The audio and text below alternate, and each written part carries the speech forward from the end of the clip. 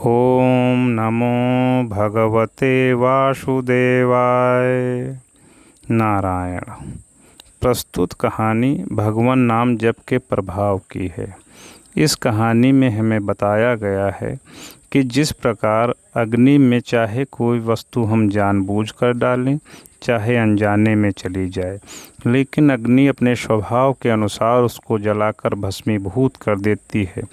ठीक उसी प्रकार अंत समय में अगर कोई प्राणी भगवान के नाम का स्मरण करता है तो भले ही कितना भी पापी हो, लेकिन भगवान नाम के सामर्थ्य की बदौलत उसको मोक्ष और सद्गति की प्राप्ति होती है। कहानी इस प्रकार से है कि कन्नौज में अजामिल नाम का ब्राह्मण रहता था, लेकिन वो कहने को ही ब्राह्मण था, बाकी वो पदच्युत हो चुका था, जातिच्युत हो चुका था। कुल मिला के वो न्याय अन्याय पाप पुण्य इन सब से परे हो चुका था। उसने अपनी एक कुलटा दासी को ही पत्नी बना लिया था। उस दासी को संतुष्ट करना और किसी भी प्रकार से अच्छे या बुरे ढंग से, चाहे जिस ढंग से भी धन संचय किया जा सके, धन संचय करना और उस दासी को संतुष्ट करना ही उसका काम था। माता पिता की सेवा और अपनी विवाहिता साध्वी पत्नी का पालन पोषण भी उसका कर्तव्य है। यह बात वो सर्वथा भूल चुका था। उनकी न तो वो कभी खोज खबर लेता था और न ही उनसे कोई वास्ता रखता था। न उसके पास अब आचार रहा था, न संयम और न धर्म। खाद्य अखाद्य का विचार भी चला गया था। करणी अकरणी का ध्यान भी धीमे धीमे जाता रहा। अजामिल ब्राह्मण नहीं रहा, म्लेच्छ प्राय हो गया। पापरत पामर जीवन हो गया उसका, और महीने दो महीने नहीं, पूरा जीवन ही उसका ऐसे ही पापों में बीता। उस उल्टा दासी से अजामिल को कई संतानें उत्पन्न हुईं, लेकिन पता नहीं कैसे उसका कोई पहले का किया हुआ पुण्य सहायक हुआ या किसी सत्पुरुष का उपदेश काम कर गया। उसने अपने सबसे छोटे पुत्र का नाम नारायण रख दिया। बुढ़ापे की अंतिम संतान पर पिता का अपार मोह होता है। अजामिल के प्राण जैसे उस छोटे बालक में ही बसते थे। वह उसी के प्यार दुलार में लगा रहता था। बालक कुछ देर को भी दूर हो जाए तो अजामिल व्याकुल होने लगता था। इसी मोहग्रस्त दशा में जीवन काल समाप्त हो गया। मृत्यु की घड़ी आ गई। यमराज के भयंकर दूत हाथों में पास लिए आधम के और अजामिल के सूक्ष्म शरीर को उन्होंने बांध लिया।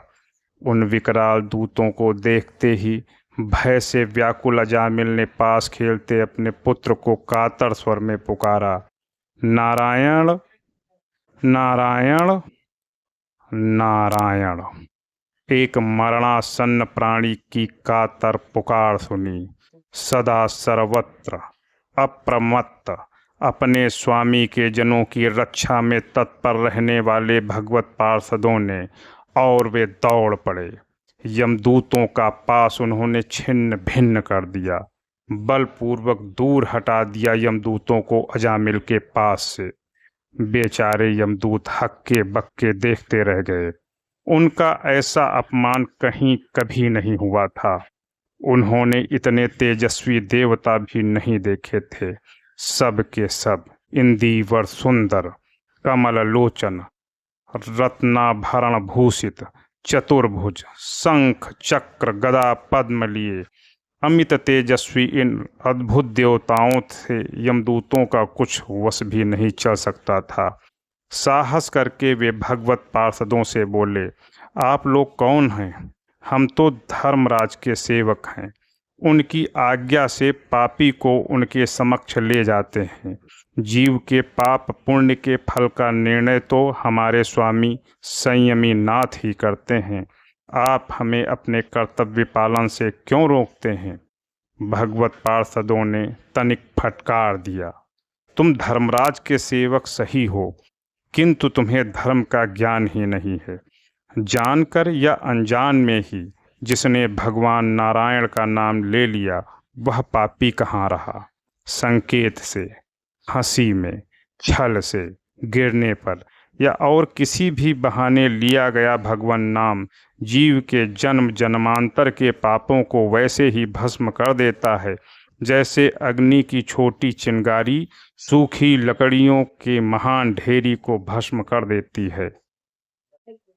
इस पुरुष ने पुत्र के बहाने सही, नाम तो नारायण प्रभु का लिया है, फिर इसके पाप रहे कहाँ। तुम एक निष्पाप को कष्ट देने की धृष्टता मत करो। यमदूत क्या करते, वे अजामिल को छोड़कर यमलोक आ गए और अपने स्वामी के सम्मुख हाथ जोड़कर खड़े हो गए। उन्होंने उन धर्मराज से ही पूछा, स्वामिन, क्या विश्व का आपके अतिरिक्त भी कोई शासक है? हम एक पापी को लेने गए थे। उसने अपने पुत्र नारायण को पुकारा, किंतु उसके नारायण कहते ही वहां कई तेजोमय सिद्ध पुरुष आ धमके। उन सिद्धों ने आपके पास तोड़ डाले और हमारी बड़ी दुर्गति की। वे अंततः हैं कौन जो निर्भय आपकी भी अवज्ञा करते हैं? दूतों की बात सुनकर यमराज ने हाथ जोड़कर किसी अलक्ष्य को मस्तक झुकाया। वे बोले, दयामय भगवान नारायण, मेरा अपराध क्षमा करें। मेरे अज्ञानी दूतों ने उनके जन की अवहेलना की है। इसके पश्चात वे दूतों से बोले, सेवकों, समस्त जगत के दो आदि कारण हैं, सृष्टि स्थिति संहार। जिनके भू भंग मात्र से होता है वे भगवान नारायण ही सर्वेश्वर हैं। मैं तो उनका क्षुद्रतम सेवक मात्र हूँ। उन नारायण भगवान के नित्य सावधान पार्षद सदा सर्वत्र उनके जनों की रक्षा के लिए घूमते रहते हैं। मुझसे और दूसरे समस्त संकटों से वे प्रभु के जनों की रक्षा करते हैं।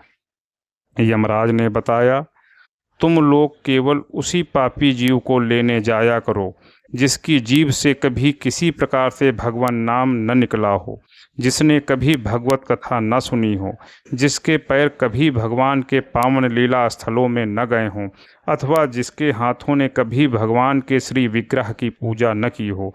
यमदूतों ने अपने स्वामी की यह आज्ञा उसी दिन भली भांति रटकर स्मरण कर ली, क्योंकि इसमें प्रमाद होने का परिणाम वे भोग चुके थे। यमदूतों के अदृश्य होते ही अजामिल की चेतना सजग हुई, किंतु वह कुछ पूछें या बोलें इससे पूर्व ही भगवत पार्षद भी अदृश्य हो गए। भले भगवत पार्षद अदृश्य हो जाएं, किंतु अजामिल उनका दर्शन कर चुका था। यदि एक क्षण के कुसंग ने उसे पाप के गड्ढे में ढकेल दिया था, तो एक क्षण के सत्संग ने उसे उठाकर ऊपर खड़ा कर दिया। उसका हृदय बदल चुका था, आसक्ति नष्ट हो चुकी थी। अपने अपकर्मों के लिए घोर पश्चाताप उसके हृदय में जागृत हो गया। तनिक सावधान होते ही अजामिल उठा। अब जैसे इस परिवार और इस संसार से उसका कोई संबंध ही न था। बिना किसी से कुछ कहे वह घर से निकल और चल पड़ा। धीरे धीरे वह हरिद्वार पहुंच गया। वहां भगवती पतित पावनी भागीरथी में नित्य स्नान और उसके तट पर ही आसन लगाकर भगवान का सतत भजन, यही उसका जीवन बन गया। आयु को तो समाप्त होना ही ठहरा, किंतु जब अजामिल की आयु समाप्त हुई वह मरा नहीं। वह तो देह त्याग कर मृत्यु के चंगुल से सदा को छूट गया। भगवान के वे ही पार्षद विमान लेकर पधारे और उस विमान में बैठकर अजामिल भगवत धाम चला गया। दोस्तों, अगर ये कहानी आपको अच्छी लगी हो तो कमेंट बॉक्स में ओम नमो भगवते वासुदेवाय या श्रीमन नारायण लिखिए और चैनल को लाइक और सब्सक्राइब कीजिए। ओम नमो भगवते वासुदेवाय। नारायण।